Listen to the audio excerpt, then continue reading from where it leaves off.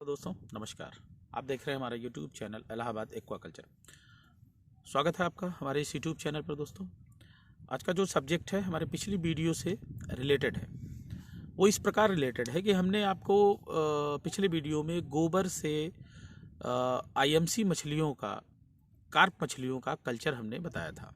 जैसा कि ICAR unit, भारतीय कृषि अनुसंधान का ये दावा था, और उसी से रिलेटेड हमें आगे का एक वीडियो बनाना पड़ा। क्योंकि गोबर से मछली पालन तो आप कर सकते हैं, कोई डाउट नहीं है, लेकिन सिर्फ कार्प मछलियों का।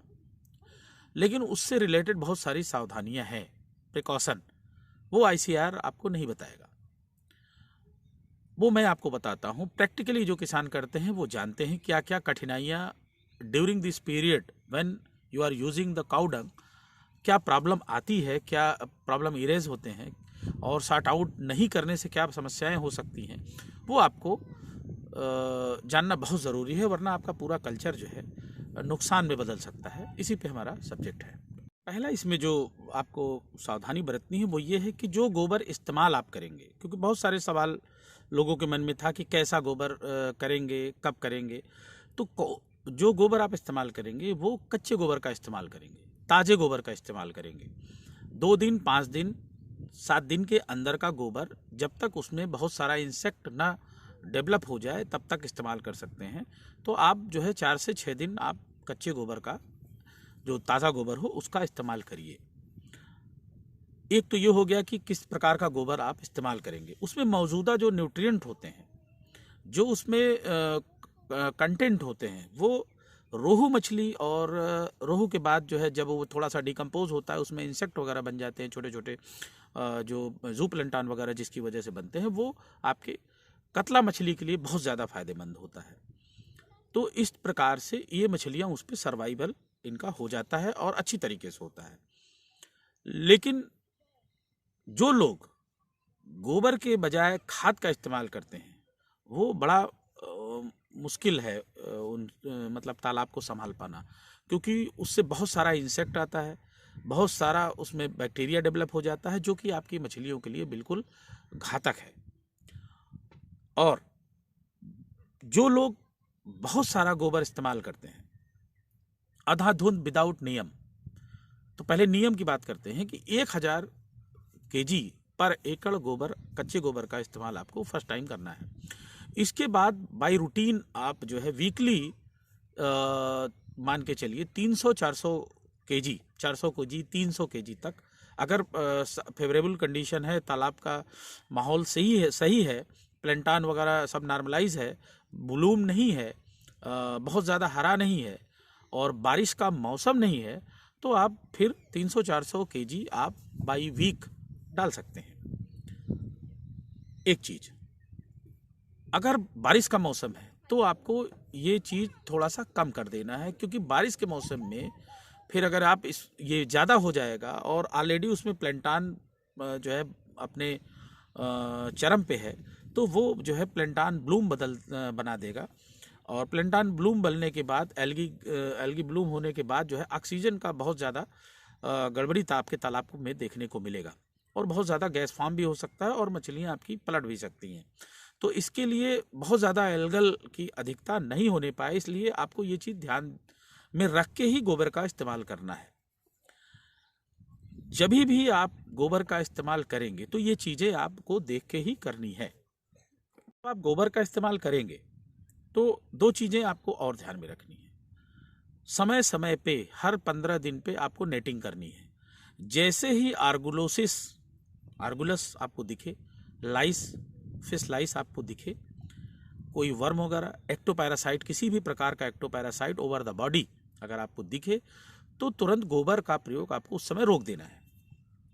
उस समय आपको गोबर का प्रयोग रोक देना है, और सबसे पहले आप एक्टोपैरासाइट का आपको रोकथाम करना है। अदरवाइज वो मछली को कुरूप बना देगा, पूरी तरीके से वेट लॉस में बदल देगा, क्योंकि मछली को वो एनेमिक कर देता है, और एनीमिया अगर मछली को हुआ तो उसका जो रेस्पिरेटरी अफेक्टेड होता है, मेटाबॉलिज्म अफेक्टेड होता है, क्योंकि सब कुछ डिपेंड होता है ऑक्सीजन पे, और ऑक्सीजन का कैरियर होता है रेड ब्लड सेल्स, और एनीमिया जो होता है वो ब्लड सेल्स को कम कर देता है। तो आपको इस प्रकार जो है आपको वो रोक देना है। तो सबसे पहले आपको इक्टोपैरासाइट्स का आपको रोक करना है, गोबर रोक देना है। उसके लिए तमाम जो है आर्गुलस की दवाएं आती हैं और तमाम जो है एंटी पैरासाइटिक लिक्विड्स आते हैं, उसका आप प्रयोग करिए।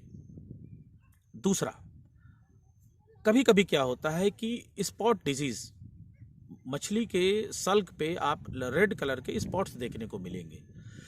ये वो भाई जानते हैं जो मछली पालन गोबर से करते हैं, जब बहुत गोबर का प्रयोग करते हैं, उनको मालूम है ये सब चीज़ें प्रॉब्लम आती हैं।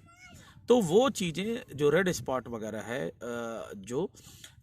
उसका इलाज आपको कैसे करना है, साल्ट विद पोटेशियम परमैंगनेट का प्रयोग, जैसा कि मात्रा के हिसाब से आप उसका छिड़काव, या साल्ट बाथ और पोटेशियम परमैंगनेट के साथ मिक्स करके नेटिंग जब करें तो एक साथ गैदरिंग करके उसमें आप उसका प्रयोग करिए।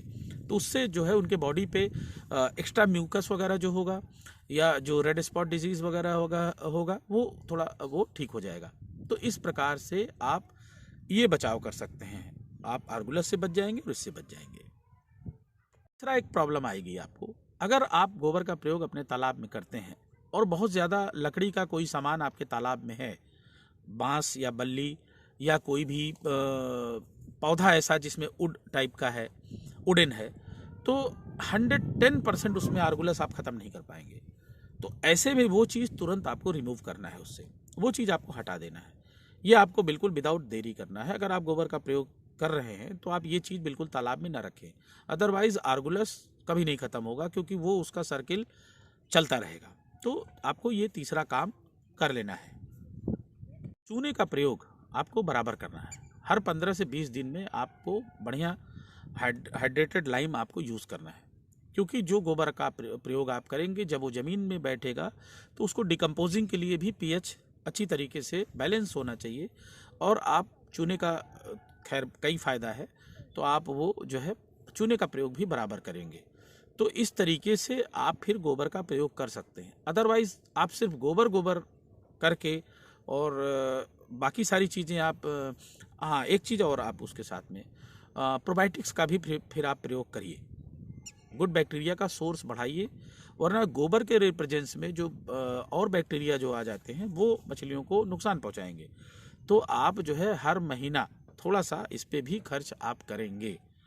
अदरवाइज़ मछली का एक बार ये इनमें से जो चीज़ें मैंने बताई हैं अगर ये इन्वॉल्व हो गई, रोहू कतला और मृगल में, या जो भी आप ग्रास कार्प, एक्जोटिक कार्प जो भी आपके हैं, ब्लैक कार्प और ये सिल्वर कार्प वगैरह, एक बार ये एंट्री मार गया और उन्हें इफ़ेक्ट कर गया तो वो बॉडी लॉस बहुत तेज़ी से होता है।